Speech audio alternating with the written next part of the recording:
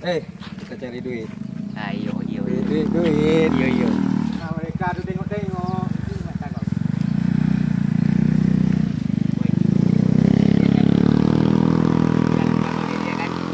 Duit.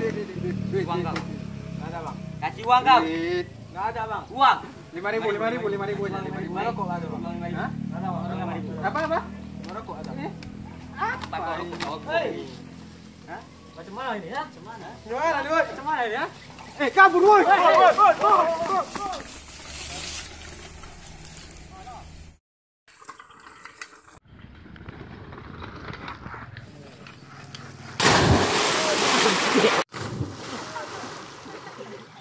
Jangan dia. Lanjut. Tampak gangguan tu.